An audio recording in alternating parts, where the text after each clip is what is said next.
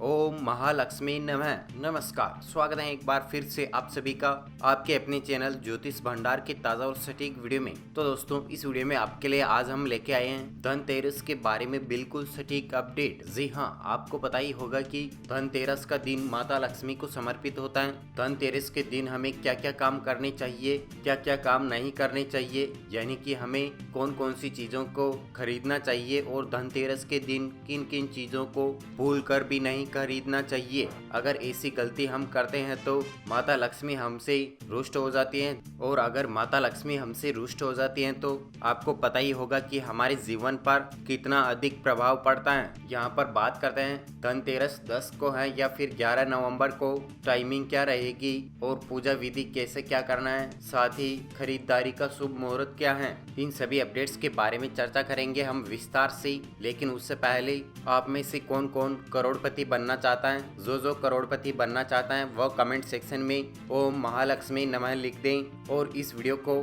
Facebook, Instagram, Telegram, WhatsApp इत्यादि पर ज्यादा से ज्यादा संख्या में शेयर कर दें। देखते हैं आज माता लक्ष्मी को कितने लाइक, कमेंट और शेयर मिलते हैं। चलिए यहाँ पर बात करते हैं। आपको बता दें, हिंदू धर्म में दीपावली और धनतेरस को सुख, समृद्धि और खुशहाली का त्योहार माना जाता है। इस दिन धन की देवी माँ लक्ष्मी और गणेश जी की पूजा का विधान है। हर साल दीपावली के जश्न की शुरुआत धनतेरस से ही होती है। इस दिन धनवंतरी देव, कुबेर देवता और माँ लक्ष्मी की पूजा अर्चना की जाती है। इसके साथ ही धनतेरस के दिन कई चीजों की खरीदारी को बेहद शुभ माना गया है। मान्यता है कि इस दिन वस्तुओं की खरीदारी से घर के सदस्यों पर साल भर माँ लक्ष्मी की कृपा बनी रहती है और धन की तंगी का भी कभी सामना नहीं करना पड़ता है। आइए साल 2023 में धनतेरस का शुभ मुहूर्त, पूजा विधि और खरीदारी की शुभ वस्तुओं के बारे में जानते हैं। यहाँ पर बात करते हैं धनतेरस का शुभ मुहूर्त क्या है। हर साल कीर्ति माह कृष्ण पक्ष की त्रयोदशी तिथि को धनतेरस मनाया जाता है। पंचांग के अनुसार इस साल 10 नवंबर 2023 को दोपहर 12:35 से धनतेरस की शुरुआत होगी और 11 नवंबर 2023 को दोपहर 1:57 पर इसका समापन होगा। इसलिए उदय तिथि के अनुसार इस बार 10 नवंबर को ही धनतेरस मनाया जाएगा। धनतेरस की खरीदारी का शुभ मुहूर्त क्या है, तो दोस्तों आपको बता दें, धनतेरस के दिन दोपहर 2:35 से लेकर 11 नवंबर 2023 को सुबह 6:40 तक खरीदारी का शुभ मुहूर्त बन रहा है। धनतेरस के मौके पर सोना, चांदी और बर्तन की खरीदारी बेहद शुभ माना गया है। इसमें पूजा का शुभ मुहूर्त शाम 5:45 से शुरू होकर 7:42 पर समाप्त होगा। इस शुभ मुहूर्त में माँ लक्ष्मी, गणेश जी, कुबेर देवता और धनवंतरी देव की पूजा आराधना का बड़ा महत्व होता है। इसी के साथ यहाँ पर चर्चा करते हैं धनतेरस की पूजा विधि के बारे में। तो दोस्तों आपको बता दें, धनतेरस के दिन पूजा के शुभ मुहूर्त में उत्तर दिशा में गणेश और लक्ष्मी माता की, कुबेर देवता और धनवंतरी देव की प्रतिमा स्थापित करें। अब मंदिर में दीपक जलाएं और विधिवत सभी देवताओं की पूजा करें। उन्हें धूप, दीप, फल, फूल, अक्षत, चंदन, इत्र, मिठाई समेत सभी पूजा सामग्री अर्पित करें। इसके बाद कुबेर देवता के मंत्र ओम ह्रीम कुबेराय नमः का जाप करें। धनवंतरी स्त्रोत का पाठ करें। इसके साथ ही माता लक्ष्मी के मंत्रों की जाप करें और सुख समृद्धि की कामना करते हुए सभी देवताओं का ध्यान करें। इसके साथ ही आपको बता दें, इस धनतेरस पर बन रहे हैं कई शुभ योग। इन 5 राशियों पर माँ लक्ष्मी करेगी सोने चांदी की बरसात। जी हाँ, वो कौन कौन सी राशियां हैं जिन पर माता लक्ष्मी धन की बारिश करने वाली हैं। तो दोस्तों यहाँ पर पहली राशि वृष राशि है। ये धनतेरस वृष राशि के जातकों के धन में अपार वृद्धि कराएगी। इन लोगों को न केवल खूब सारा पैसा अलग अलग स्रोतों से मिलेगा, रुका हुआ धन भी वापस मिलेगा, बल्कि करियर में सुनहरे मौके भी मिलेंगे। इन जातकों को एक नई ऊर्जा मिलेगी जो उन्हें बेहतर से बेहतर काम करने के लिए प्रेरित करेगी। इसके अलावा आप अपने परिवार के साथ यह दीपोत्सव पर्व बहुत खुशी से मनाएंगे। आप और आपके परिवार पर माँ लक्ष्मी मेहरबान होगी। इसी के साथ यहाँ पर अगली राशि कर्क राशि है। कर्क राशि के जातकों के लिए यह धनतेरस अचानक धन लाभ करा सकती है। रुकी हुई योजनाएं फिर से आरंभ हो सकती हैं। आपको एक के बाद एक सफलताएं मिलेगी। माँ लक्ष्मी के आशीर्वाद और शुभ नक्षत्र के प्रभाव से व्यापारियों को धनतेरस पर शानदार मुनाफा होगा। कह सकते हैं कि मालामाल हो जाएंगे। इसी के साथ यहाँ पर अगली राशि कन्या राशि है। कन्या राशि के लोगों को यह धनतेरस अपार खुशी और सुख समृद्धि देने वाली है। करियर में तरक्की मिलेगी, कारोबार में लाभ होगा, जीवन में सफलता पाने के कई अवसर आएंगे। विदेश जाने का सपना पूरा हो सकता है। ऑफिस के लोगों से हर प्रकार का सहयोग मिलेगा। आप धनतेरस पर सोने चांदी या किसी कीमती चीज की खरीदारी करेंगे। इसी के साथ यहाँ पर अगली राशि तुला राशि है। तुला राशि के जातकों के लिए इस बार की धनतेरस बहुत ही भाग्यशाली साबित होगी। आपको ही हर जरिए से पैसा मिलेगा। आपकी आर्थिक स्थिति में बड़ा उछाल आएगा। कारोबार में मुनाफा मिलेगा। नौकरी करने वाले को शानदार ऑफर मिल सकता है। कारोबार में निवेश लाभ देगा। दाम्पत्य जीवन में भी खुशहाली बढ़ेगी। इसी के साथ यहाँ पर अगली राशि मकर राशि है। मकर राशि के लोगों को धनतेरस पर बन रहा है ग्रह योगों का शुभ योग अपार धन ऐश्वर्य देगा। समाज में प्रतिष्ठा सम्मान बढ़ेगा।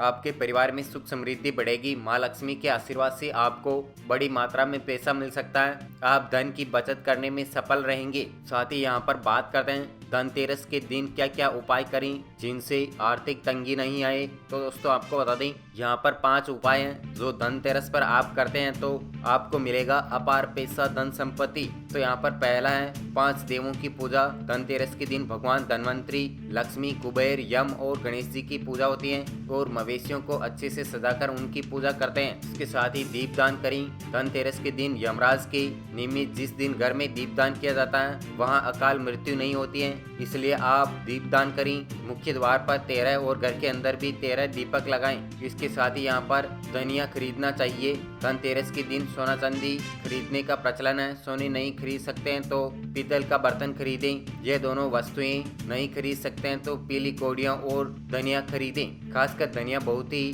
शुभ माना जाता है। ऐसे में आप धनतेरस के दिन धनिया भी खरीद सकते हैं। इसके अलावा दान करें। धनतेरस के दिन यदि आप चीनी, बतासा, खीर, चावल, सफेद कपड़ा आदि अन्य वस्तुएं दान करते हैं तो आपको धन की कमी नहीं होगी। जमा पूंजी बढ़ने के साथ ही कार्यों में आ रही बाधाएं भी दूर होगी। और इस दिन यदि आपके दरवाजे पर कोई भिखारी, जमादार या गरीब व्यक्ति आए तो उसे खाली हाथ न भेजें, आप उसे कुछ न कुछ दें। ऐसा करने से माता लक्ष्मी प्रसन्न होती हैं। इसके साथ ही सब कुछ नया करें। इस दिन बही खातों की पूजा करना और लेखा जोखा कार्य भी शुरू कर सकते हैं। इस दिन से नए कार्यों की शुरुआत करें और संकल्प लें कुछ नया करने का।